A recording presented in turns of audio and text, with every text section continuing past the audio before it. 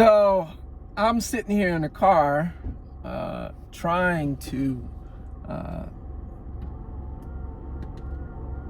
me move my seat up a little bit so I look a little bit less crazy. So I'm trying to rest because I've been up all night. So yesterday wasn't exactly a comedy of errors, uneventful day really. Just God, this thing really makes my head look like makes me look like I've got the biggest forehead in the world. It's ridiculous. In any case, so yesterday was pretty uneventful. Just supposed to be a travel day to get to Mobile, but we got started late, stopped a lot, and so we ended up deciding to stay over in Chipley, Florida. Wasn't a whole lot of decent hotels available. We ended up staying at one that was $150 and not really worth it, but I didn't care. My brother, however, was furious. He wouldn't even get undressed. Like literally I had to make him take his shoes off. But wasn't happening. Didn't want to take a shower in the shower. Didn't want to get under the covers of the bed, screaming and yelling that he's going to get sick. And really that was all that was available. So I ignored him, told him to get over it. Tried to fall asleep. I fell asleep for maybe 2 hours and then woke up. And all I could do was just mental recriminations on things I could have done better. Could I have tried to travel and work at the same time? Work during the day, travel in the evening, have the weekends for wherever I happen to be. I'm not sure whether or not that would have been viable, but did I even try to research it? No, something I thought about only last night. And it's kind of odd. I shouldn't say odd. It's kind of interesting that as you start off your journey that's kind of a goal, you're thinking about nothing but all the things that you could have done differently, done better, that you did wrong. So I ended up waking up at like 1:30 in the morning and just can't go back to sleep. My brother's tossing and turning, getting up, going to the bathroom and coming back, but he's really not comfortable, I can tell. So finally I just said, look, it's like 2:30. How about we get up, just get dressed and leave? So that's basically $150 down the drain. He's like, I got to get out of here. He's not comfortable. So that's what we do. We get here to Mobile. I get a chance to see my friend that I hadn't seen in a while. And that's cool. He's in an apartment now, not a house.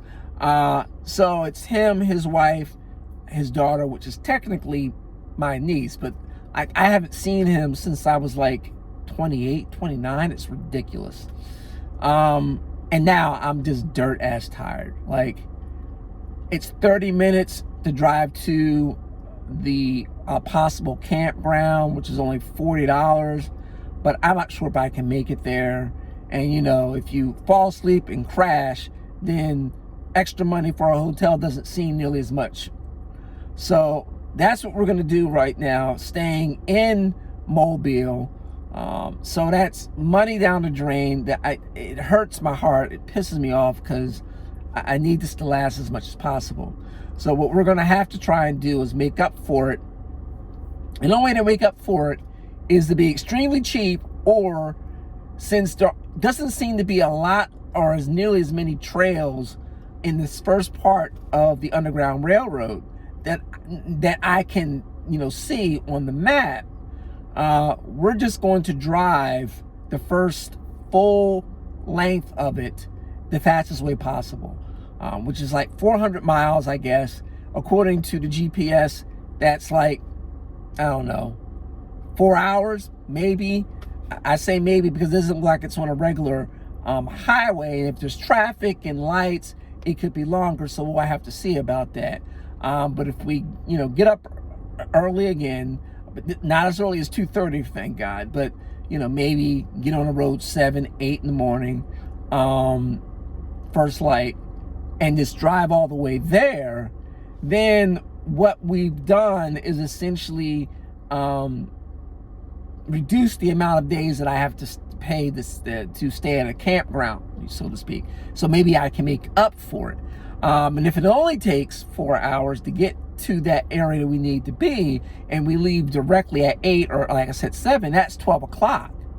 Well, if that's the case, then we can just go start on the next leg, and again, reduce the amount that I would have to spend staying in campgrounds and try to make up for that.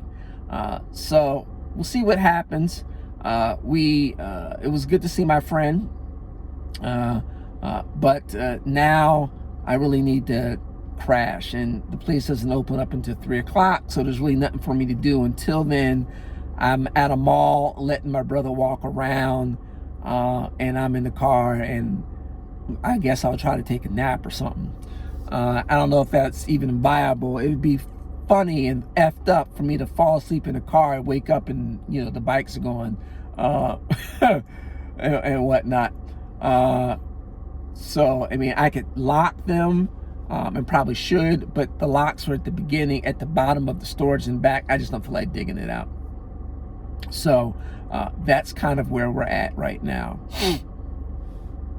So hopefully get some good rest and make up for distance and money spent.